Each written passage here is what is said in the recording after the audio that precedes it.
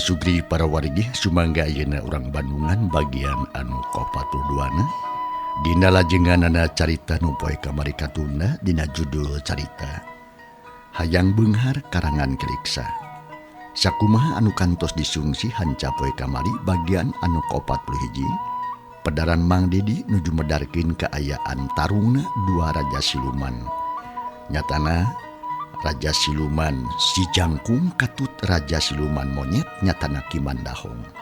Kumaha atuh para pamiarsa lajengna ieu pertarungan antawis dua siluman langkung paos namah mangga urang sami-sami Bandungan ku sadayana.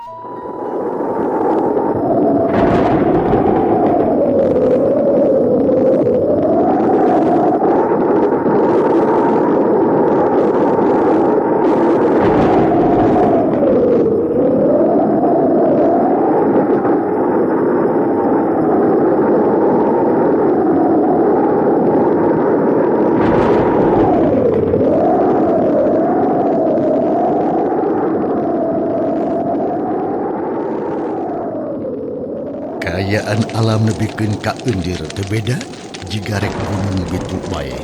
Horeng si mana horeng. Kaayaan alam kitu teh keur lumangsung tarungna antara dua raja siluman. Kahiji atuh siluman ti Gunung Karuhun anu jujuluk si Jangkung. Ngalayanan raja siluman monyet ti Gunung Parawit anu jujuluk Ki Mandahong. Harita teh keur bitu tamak di Jomantara. Dekat tinggal ieun keluarga manusia mah ngan ngaguruh nama Atra kadenge.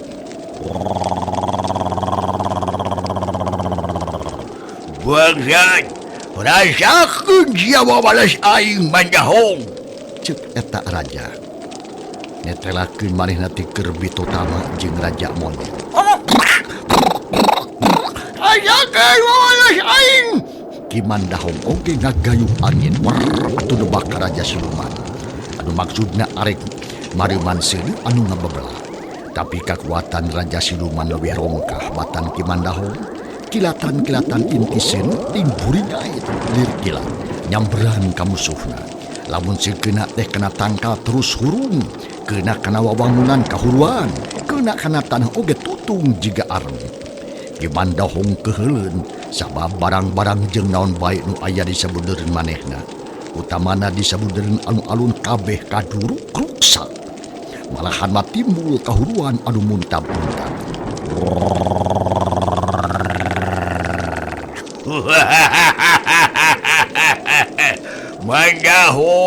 Mandahong nagada syarek di juruk ku aing heuy.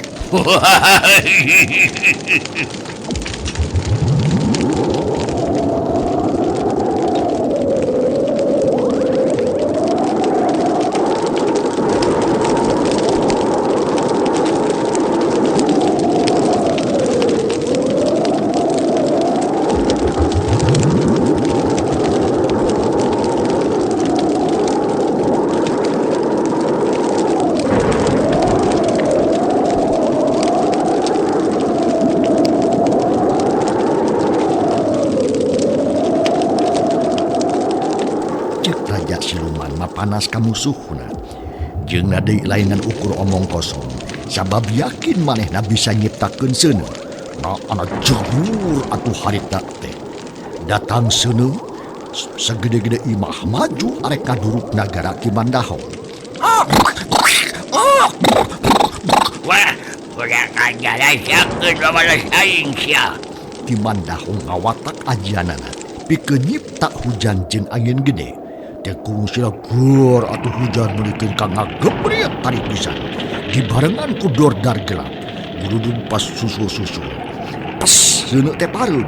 Nu aya tinggal haseupna tapi beak katebak ku angin nu sakitu tarikna. Malahan mah eta angin arek binasa ka raja siluman. Tapi si Jangkung oge atuh bisa ngagayuh angin. Dor atuh harita ngadukeun angin jeung anu. Baru karena nimbulkeun angin topan anu tohaga pisan. Angin puyuh limbungan nagara Ki Mandahong kekeh hayang ancur cenah. Balukar tina bantrokna dua kekuatan.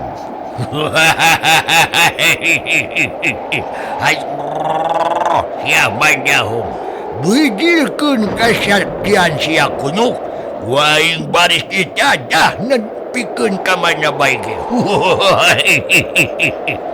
Raja siluman ngancam-ngancam berjeng nantang. Atuh raja monyet nyatana Ki Mandahong meninga jenghok. Sabab nagarana yakin ruksak jeung na deui kakuatan manehna beuki ngurangan. Lamun seug balangah we bisa-bisa katiup angin terus ngalayang ka Jomantara. Reg Ki Mandahong eureun teu ngagayuh angin, tapi diganti ku ajian sejen. Ki Mandahong les ngaleungit jirimna. Breng rebuan kalajengking jeung langir napuk ka raja siluman. Cacapita munikeun kacarentang, buntutna sarua centang, hayang nyocok ka raja siluman. Woi, jelung-jelung! Si raja siluman jangkung teh harita luncat ka tukang, terus ngagerok satarikna. Wah, Mandahong, adalah si dereh datang rasakeun sia wawalah. Puang! Raja siluman si jangkung harita nenjerang jagat lobana 3 kali. Rieg bumi alam jadi inggeng. Bareng jeung kitu seungseuredan teh ting jurum balik kabantingkeun. Sarta teu kanyahoan ti mendatangna. Kajadian hujan batu ninggangan kana langir jeung kalajengking. Atuh Ki Mandahong ripuheun gancang narik deui ajianana. Celagedeg nangtung deui ngan ayeuna mah jirimna geus balik kana asal. Jadi monyet nu kacida pisan bagdageun. Matana bolotot huntuna ranggeteng. Ayo Mandahong, gunakeun deui ilmu sia ku aing diladenan sia kunyuk. Ki Mandahong tenembalan sebrut nerajang ka musuhna. Waleungeun meringah yumbang baraan keplos dekeuna. Sabab Raja Jangkung ngagilekeun awakna berijeng nyabetkeun leungeun ka tuhu. Hiuk keplos dekeuna deui. Sabab Ki Mandahong ogeran cingeus maklum monyet rikat miceun serangan lawan barijeng buncelik.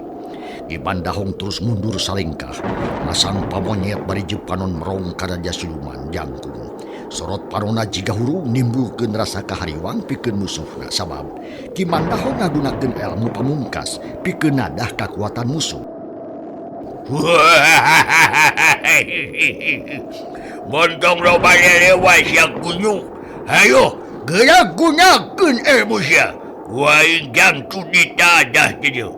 Awak sia arek dimawajit ku aing, sarta nagara sia rek diracakeun jeung lemah. Kitu ancaman Raja Siluman Jangkung. Ngancam-ngancam ka Ki Mandahong. Kitu teh atuh barijeng ngawatak ilmu nu leuwih rongkah batan tadi. Sabab geus hayang ngabinasakeun musuh. Atuh masing-masing ngagunakeun ilmu anu leuwih rongkah pikeun mungkas eta patarungan. Akhirna daek teu daek sabrut Ki Mandahong narajang. Hiuk berat ditadah ku Raja Siluman balukarna. Kaayaan alam jadi poek ku haseup tenggelan anu sakitu tohagana. Diparengan ku sora-sora ting jelegur, kembang sineuting puricak, jagat-jagat ender lir digoyangkeun ku gunung bitu. Dua bayangan surumanting kolebatan dengan kilat. Seli sambar, seli sabot, seli tajong, seli jejak. Ki Mandahong jeung Raja Siluman Jangkung bener-bener geus tepi kana puncak. Duanana ngagunakeun ilmu andalanana. Puguh we, kajadianana teh estuning mata ketir jeung mata keung. Sabab nimbulkeun sora-sora anu ngaguruh lir banjir laut. Ting cilegur lir gunung bitu. Sedengkeun dina mangsa tur waktu anu sarua. Kajadian lumangsung di alam manusia khususna di imahna Akirawit aya anu diuk duaan. Gawena teh ngahuhulon we kawas nu bingung. Dina roman beungeut katara baung anu keung jeung sieun. Loba kapaur jeung kahariwang. Sabab ti barang datang Raja Siluman kaayaan dirinya kacida mata ketirna. Horeng si mana horeng.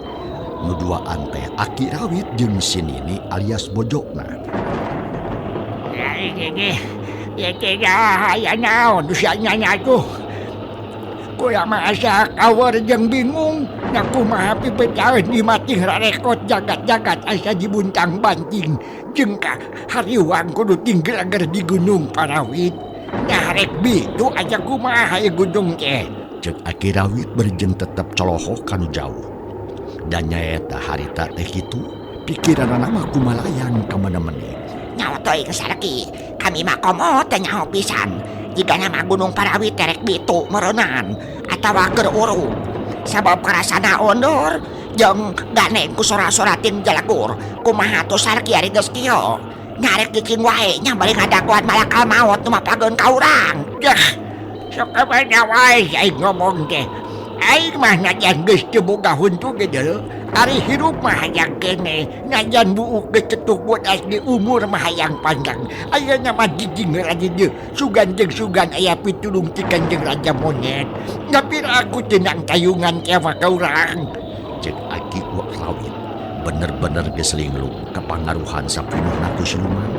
Poho kanu ngayuga teu inget kanu nyiptakeun manehna, teu eling ka Allah anggang ka pangeran. Sabab hirupna gumantung ka siluman anu geus lila mere kahirupan ka manehna. Wah, tasudi teuing kami mah kudu ngadaguan dina kayaan kieu. Kumaha lamun gunung jadi bitu ieu, rek saha nu nulungan ka urang. Sabab di Mandahong mah moal nulungan paling-paling ge karuang ku gunung anu urug. Dah, kamana wae ya ngomong teh teu yahatin sih. Dasar aki-aki kolot ku maneh teu ngarti pisan sia. Aing mah geus teu sudi ngaulah ka siluman teh dulu. Eueuh buruhna mending oge rek kuli ngaramet, kuli nutu atawa dibuat. Buruhna teh rek kahakaan pe sia. Cicing di dieu sarki. Kami marek ini sieun katindang batu ti gunung. Paduli teuing ari moal ngagugumah ka kami yo. Da geus teu bogok. Barina oge teu butuh ku aki-aki ompong. Cek Sinini Rawit jika nu keheul pisan ka salakina. Kalayan teu ngaret deui kadawekana cempor terus atuh harita kene oge sinirna digedean heula. Junantung terus kaluar ti imah. Berai muka pantu. Hiuk angin ti luar nebak ka jero imah atuh cempor teh pes padu. Kaayaan jadi poek menikeun ka merdong, hawa tiis menikeun ka nyecep. Kaayaan teh tambah kaur. Atuh puguh si Aki ambekeun, haok nyarekan ka Sinini berjeung ngajurum gunung nantung. Ini terus tunjuk cegak belang pisan kinten-kinten. Mereka mana ya tinggi peot. Kunaon siapan tu make dibuka jadi wedamar pareum. Sinini Rawit teu nembalan. Terus ngarayap mulu kaluar uyup ayap jiga nolong. Da puguh ka cida poekna alam teh. Jaba pikiran kaweur ku kaayaan anu tambah hariwan. Anu tingkeleger buki kerep, jagat euneur asa rek runtak. Jerut Sinini mah kaburuan terus lempang jajarig jegan ninggalkeun imahna. Sadengkeun atuh si Aki alias Aki Rawit manehna teu nyangka yen pamajikanana nyatana Sinini geus turun kaburuan. Malah indit ninggalkeun manehna. Atuh teu eureun-eureun nyarekan ngawak-wak bari gegebrig kana palupu. Malahan mah bari jeung pepeta sagarupa nyarekanna teh. Bakat hayang sugema alias puas. Dina panuntunganana pok harita si Aki. Mana cempor urang seungeut deui. Eueuh nu nemalan da puguh Sinini mah geus jauh indit ninggalkeun manehna jeung imahna. Atuh Aki Rawit teh beuki keheuleun. Terus ngalengkah bari puyup ayah maksudna mah harek ka Sinini Rawit menta cempor. Barang tepi kana panto di dinya lowong teu aya sasaha. Angin anu ngagelebu beuki tarik nyewuk ka jero imah.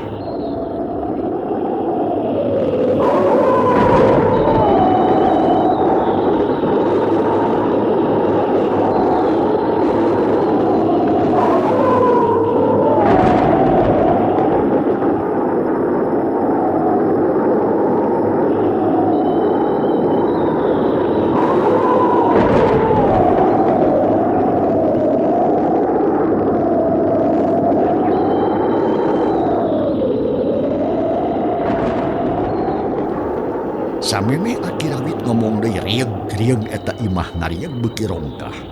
Di luhur kadenge ting sorolok jigana bae kenteng murag dina usuk. Ting peletok deh jigan parotong. Tungtuna borobot gebru imah si Aki Rawit runtuh. Lantaran jagat ingeung jiga diindangkeun ku gunung betu. Tolong, imah aing neruntuh. Tolong. Aki Rawit kegeleueuhan menta tulung. Tapi sorana kasilap ku angin anu ngaguruh jeung sora anu ngajelebur di jomantara. Paralak sada hujan batu seor-seor kana dangdaunan. Geblung sada aya nu ragrag kaburuan dibarengan ku angin anu ngaguruh.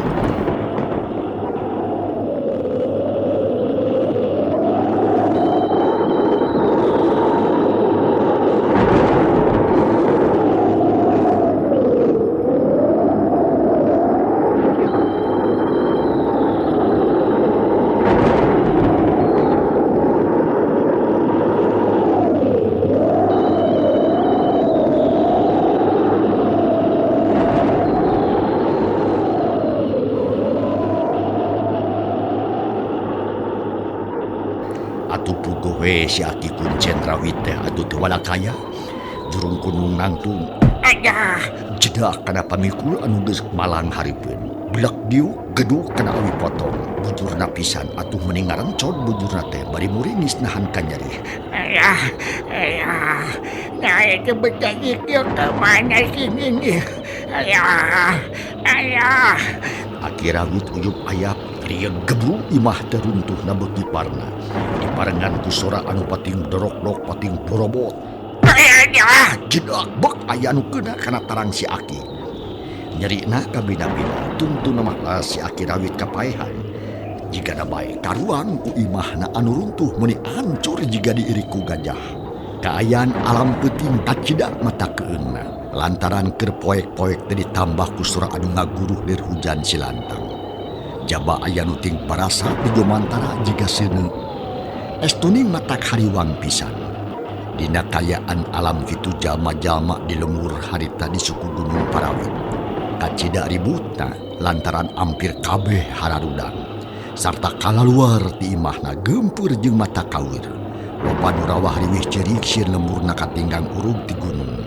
Tapi para pangurusna ti cicing terus merepepeling sangkan tenang tapi kudu waspada. Nya nu antukna jalma-jalma teh ngarariung di buruan.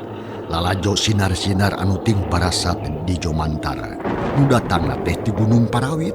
Mun ceug aya anu ngajelegur sok tinggareunang maca istighfar muntang tulung kanu Maha Kawasa. Astagfirullahaladzim, la ilaha illallah.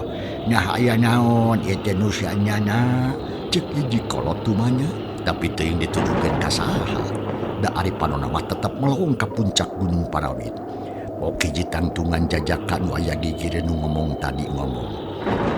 Tiga nama Gunung Parawit eta teh arek urug meureunnan patua kampung atau arek bitu. Cenah, jika nu yakin pisan eta budak morak ngomongna tegas.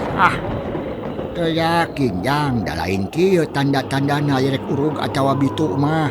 Paling oge ieu mah aya nu aneh ye.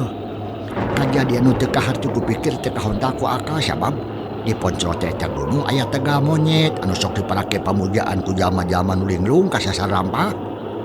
Kuring mah hariwang yang bisi siluman keur ngayakeun pagawean anu mata karuksak ka alam manusia ya duh. Ceuk patua kampung setempat bari jeung tetep melong ka puncak Gunung Parawit. Malah sarea oge sarua kitu sabab sinar-sinar anu ngabarasat ka jomantara teu aya reureuhna. Maksud bapak teh kumaha Pak? Nah siluman ngaruksak gunung gitu. Teuing atuh jang. Pokona mah siluman we anu boga pagaweanana. Barang keur gunung catur kitu. Di kajauhan katempo anu raga gerigi rumanggeung bangun ripuh pisan. Malahan mah katempo labuh ge sabaraha kali terus sudang deui sarta leumpang jiga rusuh bakat ku sieun. Atuh puguh anu ngariung teh mending ngarenjang. Malahan mah aya nu nangtung bari melong hayang sidik. Saha itunya Bapak? Ceuk eta jajakan tadi ngobrol bari jeung ngacir curugna nunjuk. Kan anta Jama burung tadi yakin nyampurkeun urang itu ngadeuketan. Ceuk patua kampung setempat bari melong kanu perlempang rampang leumpeng rumanggeun. Beukeulilah eta nu leumpang teh beuki deukeut akhirna tepi ka hareupeun nu ngariung. Horeng si mana horeng nu datang teh si Nini Kuncen atawa Nini pamajikanna Kuncen Aki Rawit anu indit ninggalkeun imahna jeung salakina da puguh sieun. Sampurasun, urang lemur kuring tulungan yo. Imah arek rungkad rek runtuh. Ceuk eta Nini Rawit bari gek diuk emok cabok di buruan. Hareupeun anu ngarariung. Kadenge ambekan lagi munikeun kang ngahegak tayona bae kacida capena beureun eta nini-nini teh. Dibarengan ku leumpang rusuh dina kayaan alam poe kacipta wae ti tatarajung sukuna. Saha ieu teh? Urang mana nu saanyana? Tua kampung reuwas teu buru-buru ngaku kitu bae. Sabab bisi nini-nini kajajaden atawa siluman anu mindah rupa. Kuring Nini Rawit. Teu kuat cicing di imah sabab rek rungkad rek runtuh. Da jagat karasana oyag juga aya lini gede. Nini kabur we ninggalkeun imah da sieun kaurugan di Gunung Parawit. Tulungan kuring teh batur turungan. Patua kampung jeung nu aya di dinya coloho. Sabab sare oge wawuh ka Nini Rawit mah. Sabab geus dibeureuk deui ka pamajikan kuncen teh. Tungtung nak Nini Rawit dibawa ku patua kampung ka imah. Malah loba jalma anu ngiclik nuturkeun da keukeuh hayang nyaho kana jujutanana. Saterusna si Nini Rawit ditanya ngeleuwih taliti. Sabab pada hayang nyaho kana sabab musababna pangna kitu. Tapi teu aya bija nu bisa dipastikeun kitu kieu enak mah. Da si Nini Rawit oge teu nyaho nanaon, malahan meueuh sieun batan urang lembur. Nya sanggeus buguh kitu mah si Nini Rawit jadi ampiran we ku patua kampung satempat. Malah marentah ka sababaraha jalma pikeun nempo imahna si Nini Rawit atawa imahna si Aki Rawit. Harita teh mangsa alam ampir nincak kana wanci janari. Anu deuk nempo imah Aki Rawit ngalit lobana tujuhan. Kolot-kolot anu gede wawanen jeung loba luangna. Teu mawa jalma borangan jeung kurang pangalaman da bisi aya nanaon di jalanna. Tapi najan bari jeung kitu ge, keukeuh we nu tujuhan teh ngarandeg di perjalanan. Sabab aya nu ngaganggu. Harita teh geus ampir tepi ka imah si Aki Rawit. Ngan di jalan ngadadak aya ting turobot, kawas-kawas tangkal kailungkat. Dibarengan ku siah nadang daunan jeung aya nu ting paralak kawas keusih kada kenteng. Rang tujuh jalma teh eureun. Terus pating harulang lila-kulila nu jadi kokojona ngomong kawan tegas. Untung anak-anak, ayo urang teruskeun. Najan si Rawit tarang akur oge jeung urang ari aya dina bahaya mah kudu ditulungan karunya. Yuk maraju deui dah. Kitu ceuk si Abah. Manehna lumpang teh heula baturna ngalicik naruturkeun tapi kituna teh atuh jiga aya anu ngahalangan bae. Reg deui sarea eureun. Sabab hareupeun asa aya nu ting buri nyai. Datangna teh ti gigir atuh rieg jagat usik. Nu tujuhan ting rumpuyuh kana taneuh. Teu aya nu kuat teu nangtung ajeg atuh sarea ribut. Wah, kumaha teh bah? Aya naon teh bah? Anu genepan ribut harita teh. Iya ka euy. Aya nu ngahalangan bangun ayeuna. Ayo teruskeun sakali deui teruskeun. Anu sebut Abah lumpang deui teh heula tapi geleger aya nu ting jelegur di jomantara. Pangpang nama ditonggoheun eta gunung. Disusul ku sora gunung urug meunikeun kasea. Sora batu ting gulutuh matak paur. Asa rek ninggal we kana kanu tujuhan teh. Atuh puguh sarea meninggal lenyap hatena reuwas. Gila ka gunung urung kabur barudak euy. Ayo lompat euy balik deui. Cek si Abah bari jeung terus balikeun awakna burongbong atuh lumpat panggeulana. Atuh nu sejen oge teu loba pikir, biribit dalumpatan nuturkeun ka gedungna. Tungtungna sararea baralik dewe ka lemur, teu aya nu wani neruskeun nalampahan, komo ngadeuketan ka imah si Aki Rawit.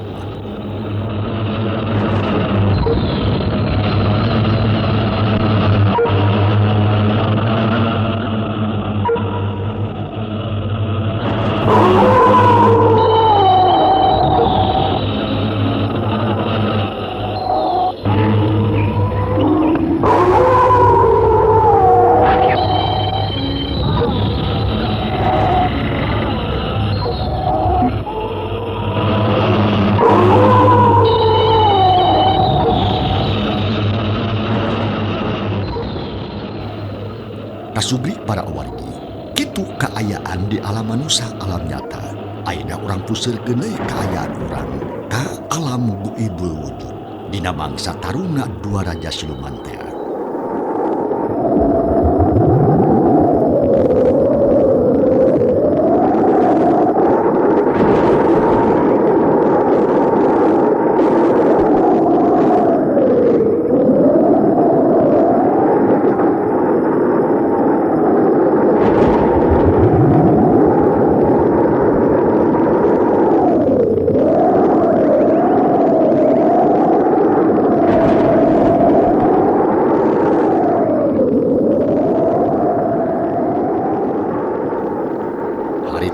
Kayaan tega monyet dipake tarung ku Kimandahong jeung Raja Siluman si Jangkung. Harita teh jiga di alun-alun nagara Siluman, tapi beukilila beuki ancur sarta ruksak akibat tarung. Tungtungna kaayaan teh robah deui bae. Ti asal tadi jadi beda. Kimandahong nu geus jadi deui monyet, kadesek perangna ku Raja Siluman Jangkung ti Gunung Karuhun. Sedengkeun alun-alun robah dewe jadi tegalan monyet. Hei!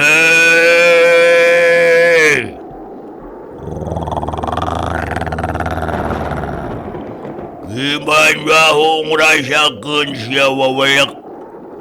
Ada sia tereh datang. Yup!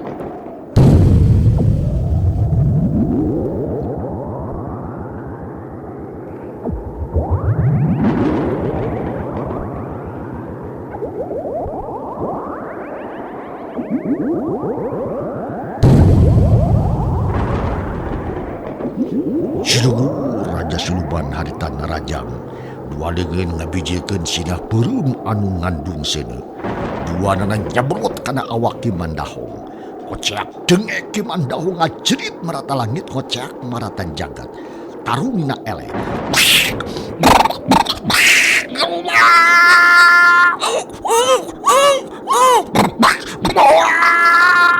Gebu Ki Mandahong Raja Monyet rubuh. Sakujur awakna tutung lir kadul. Tapi henteu ari paeh mah ngan pangawasana leungit teu aya harapan bisa ngalawan deui. Modal sia kujuk wah. Modal sia moal kuat dulu ngalawan dan aing. Nagar sia jeuk diracakeun jeung tanuh sakalian. Rasakeun sia waweyak.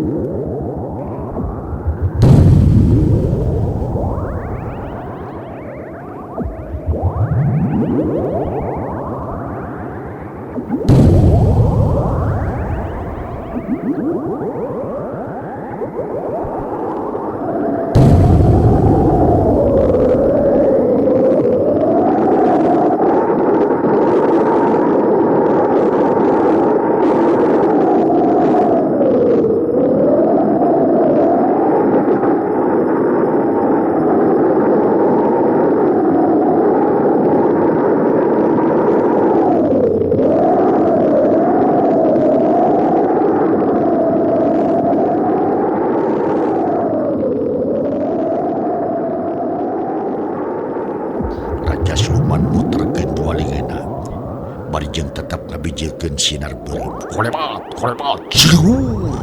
Tatangkalan ger kahuruan. Bekelila beuki badag bae.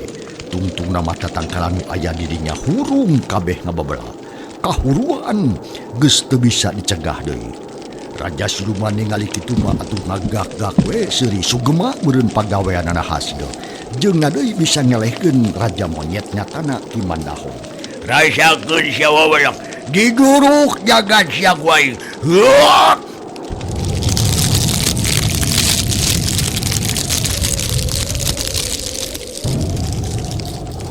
Jelegur.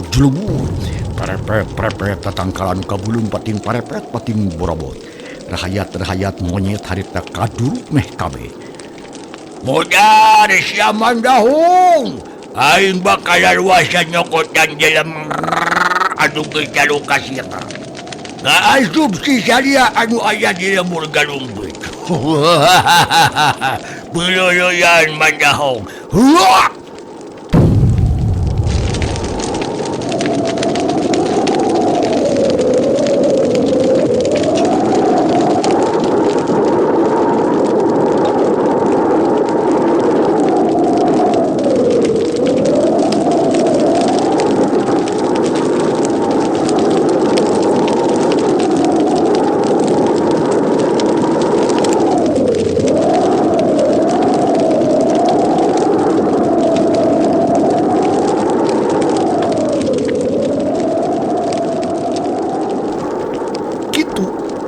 Raja Siluman si Jangkung.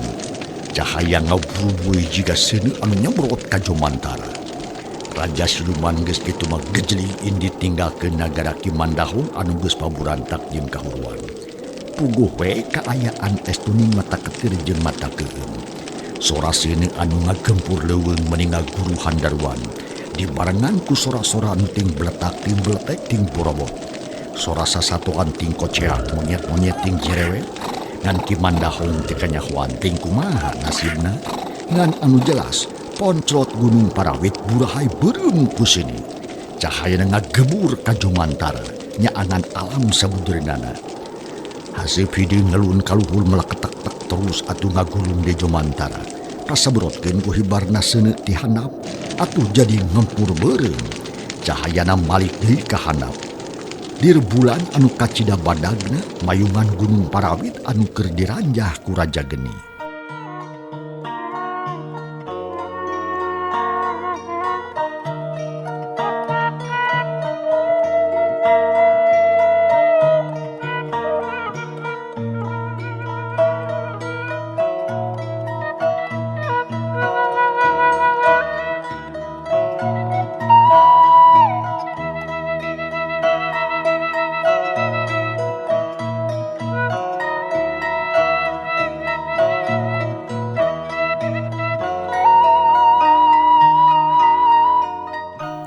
Kasugri para wargi cag urang tunda heula kaayaan di Gunung Parawit anu geus ruksak burakrakan badukar tina perang campuh dua raja. Ayeuna urang malikan deui ka tukang urang kocapkeun dua tangtungan pogawa di Gunung Karuhun anu menang tugas ti rajana pikeun nyokot Salya teh.